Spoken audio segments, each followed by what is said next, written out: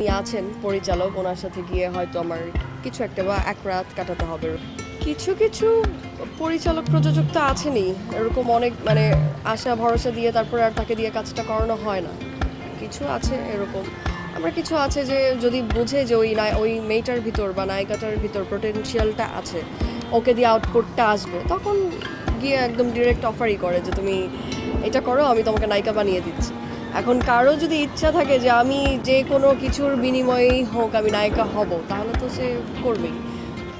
আমার যদি এক্সপিরিয়েন্স বলি, তাহলে আমি যখন জুনিয়র আর্টিস্ট ছিলাম, গিভ অ্যান্ড টেক এই ব্যাপারটাই আমি বুঝতাম না। তো আমার এরকম একটা খুব লিড ক্যারেক্টার একটা টিভিসির কাজ এসেছিল। ওটা ব্যাক টু 2015 হবে বা 14-15 এরকমই হবে। তো আমি যখন ওনার সাথে দেখা করতে গিয়েছিলাম, আমাকে সব স্ক্রিপ্ট বুঝালো, সব কিছু বুঝালো, আমি তো ওকে, আমি রাজি, বাসায় চলে আসছি। আসার পর যখন মডেল কোঅর্ডিনেটর থাকেন, উনি আমাকে বারবার বলতেছিল, আপু এখানে তো একটু ঝামেলা আছে, একটা জিনিস কম্প্রোমাইজ করে কাজ করতে হবে। তখন আমি অনেক ছোট টিনেজার, আমি বলছিলাম কী কাজ? উনি বারবার বলছিল কম্প্রোমাইজ কম্প্রোমাইজ। আমি বলছিলাম যে ভাই আমি বুঝতেছি না। বলে আপনি আসলেই বুঝেন না? বললাম না বুঝতেছি না, আপনি একটু ভেঙে বলেন। তখন সে আমাকে বিষয়টা ক্লিয়ার করে বললো যে হ্যাঁ, যিনি আছেন পরিচালক, ওনার সাথে গিয়ে হয়তো আমার কিছু একটা বা এক রাত কাটাতে হবে, এরকম ব্যাপারটা। তো আমি তখন অনেক কান্নাকাটি করে না করে দিয়েছি, অ্যান্ড তারপর সাথে সাথে আমার সেম ভেঙে ফেলেছিলাম। এটা আমার একটা এক্সপিরিয়েন্স, তখন ছোট ছিলাম। তারপর আফটার দ্যাট আবার যখন আসি মিডিয়াতে, আবার টুকটাক টুকটাক ভালো ব্র্যান্ডের শ্যুট করছি, কাজ করতে করতে এরকম, আমি নাম বলবো না, আমার কাছে কাজ এসেছে, লিড ক্যারেক্টারের কাজ এসেছে। ওখানেও সেম, যখনই বলেছে কম্প্রোমাইজ, তখন আমি বলেছিলাম বাসায় গিয়ে জানাবো, দেন আলটিমেটলি আমি বাসায় এসে না করে দিয়েছি। সো আমি আমার কাজের জায়গা, যেখানে আমি কাজ করব, সেই জায়গায় আমি অ্যাকচুয়ালি গিভ অ্যান্ড টেক বা কম্প্রোমাইজ করে আমি পার্সোনালি কাজ করতে পছন্দ করি না। কাজটা একটা রেসপেক্টের জায়গা, এই জায়গাটাতে রেসপেক্ট করলে আমার মনে হয় সবাই উন্নতি করতে পারবে। আর পার্সোনাল লাইফটা আলাদা, তারা একদমই নতুন বা দেখেন, আপনি যে কোনো কাজের ক্ষেত্রেই আপনি কাজ করবেন না কেন, প্রথম দিকে কিন্তু আপনি বিষয়টা বুঝবেন না কীভাবে আপনার হ্যান্ডেল করা যায় ব্যাপারগুলো। এখন কেউ আছে মুখের কথা দিয়েই অনেক কিছু করতে পারে, কেউ আছে অনেক কিছু করে তারপরে কাজ আদায় করতে পারে। এটা যার যার আইকিউ সেন্স অ্যান্ড আমার মনে হয় বুদ্ধির উপর ডিপেন্ড করে।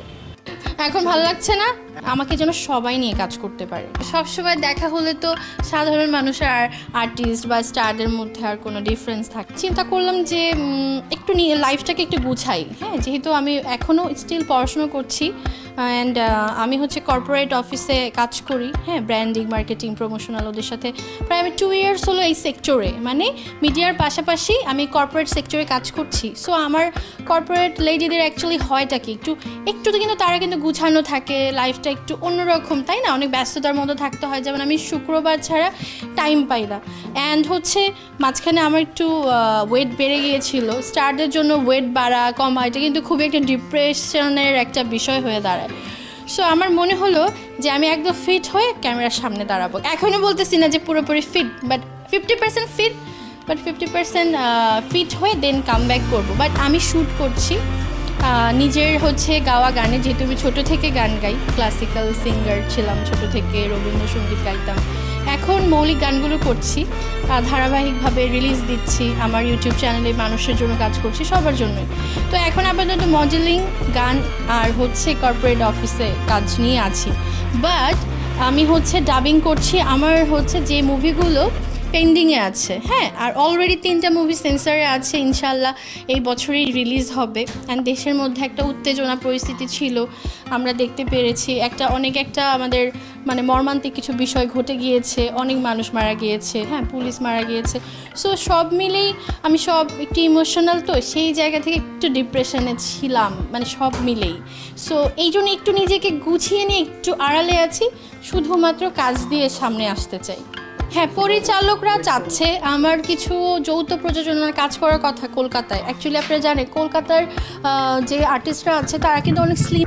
বা বাংলাদেশে হয় না এরকম কিছু নেই। দুবাই ভিসাটা পাওয়া ইজি, এটা যাওয়ার একটা কারণ এবং আমার খুব পছন্দের জায়গা।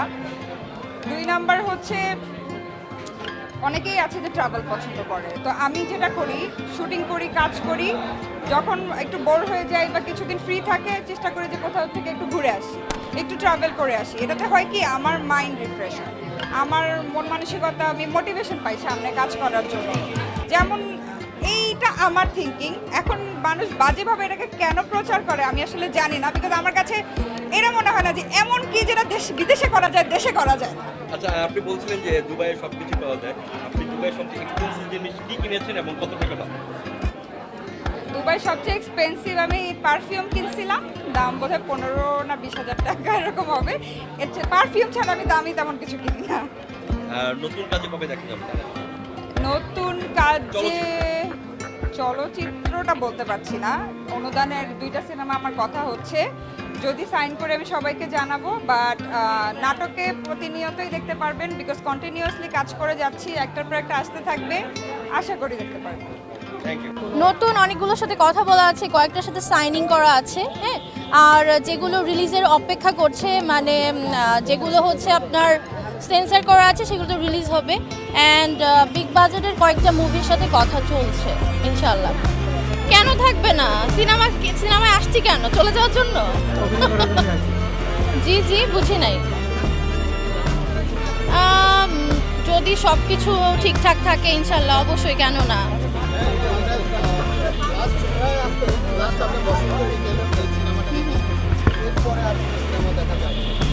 এরপরে হচ্ছে গ্যাপ না, কাজ তো শেষ হইতেও টাইম লাগে, আপনারা তো জানেন। শুটিং থাকে, প্রি প্রোডাকশন, সব মিলে ওভারঅল। অ্যান্ড দেশের মধ্যে একটা এইরকম একটা এলোমেলো সিচুয়েশন হয়ে গেল। হ্যাঁ, অনেকের মুভি কিন্তু হ্যাং হয়ে আছে, শুধু যে আমার মুভি পেন্ডিং তা না, আমার কিন্তু অনেক কয়েকটা 3-4টা মুভি সেন্সর করে রেডি করে রাখা হয়েছে। সো ইনশাল্লাহ খুব আর্লি এটা রিলিজ হয়ে যাবে। হ্যাঁ, সুপারহিট মুভি ছিল। Thank you, thank you.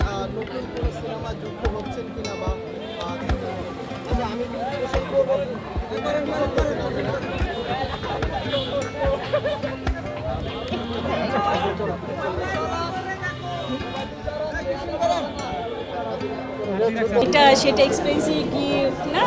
So আমি চেয়েছিলাম ভালো ওয়েতে, গুড ওয়েতে আগে বাড়ার, ভালো কাজ করার। আমার এখানে ট্যুর মেরে মেরে পিকচার দিয়ে ফেসবুকে ভাইরাল হয়ে ওই ডিরেক্টরদের স্ক্রিনে আসার আমার কোনো ইচ্ছে ছিল না। আর দুবাই এখন সবাই যে আমি যাই না কীভাবে যাই, আমি অনেক প্রস্তাব পেয়েছি কিন্তু আমি যাই না।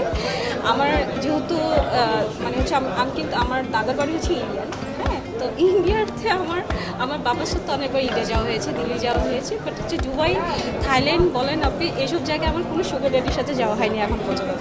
তো অনেকেই এসছে, এখন কি আমি ওদের নাম বলছি? হ্যাঁ, ওরা গিয়েছে, ওরা বিকিনি শ্যুট করতেছে। তখন আমি যখন শ্যুট করতাম তখন বলতো যে ও মাই গড, বোর হয়ে গেছে। আমি যখন ইন্ডিয়াতেও শ্যুট করেছি, ইন্ডিয়াতে কাজ করেছি, একটা বিউটি কন্টেস্টে জাজ হয়েছি, হ্যাঁ। সো জি বাংলায় কাজ করতাম, কালার্সে কাজ করতাম, হ্যাঁ। তো তখন আমার ইচ্ছে ছিল যে আমি ওখানে ওয়েবে কাজ করবো। তখন বাংলাদেশে হয়েছে বেরিয়ে আসে না, হ্যাঁ। সো তখন আমাকে অনেক ধরনেরই শ্যুট করতে হতো, একটু এক্সপোজ করে। তো আমাকে বাংলাদেশের অনেক জার্নালিস্টরা অনেকেই বলতো যে তুমি তো কলকাতায় যে ইন্ডিয়াতে যেহেতু তুমি হচ্ছে একেবারেই খুলে ফেলেছো, খোলামেলা হয়ে গেছো। তো এখন এই যুগে এখন দেখেন যে খোলামেলা ড্রেস আপ না করলে কিন্তু কাজ পাওয়া যায় না, বাইরে পাওয়া যায় না। সো মিডিয়া ইন্ডাস্ট্রিতে হইতেই হয়, করবো যেহেতু ইন্টারন্যাশনাল ব্র্যান্ড, যেহেতু একটা প্রোডাক্ট, হ্যাঁ। আমি একটা বিগিনি করবো, এটা একটা কোনো ব্র্যান্ডের, আমি ব্র্যান্ডিংই করবো যখন, তাহলে আমি সেরকম পেমেন্ট, হাই রিকমেন্ডেশন, কোথায় একটা পাবলিশড হবে, কোথায় কীভাবে ইউজ করা হবে। এখন আমি যদি এখন ফেসবুকে দেখো ওপেনলি, তো আমি ফেসবুকের জন্য আমি করবো। অবভিয়াসলি আমাদের বাংলাদেশে ফার্স্ট কিন্তু বিগিনি শ্যুট করেছি, কিন্তু হচ্ছে পিয়া জানতাম তুললাম, রাইট। দেন হচ্ছে এর আগে করেছে অনেকে, নাইলা নাইম করেছিল, পিয়া জান্নাত করেছে, হ্যাঁ। তো সো উনি যেহেতু করেছে, উনি ওরকমই করেছিল দেশের বাইরে। আর এখন যারা করে হচ্ছে এরা দুবাই, থাইল্যান্ড যে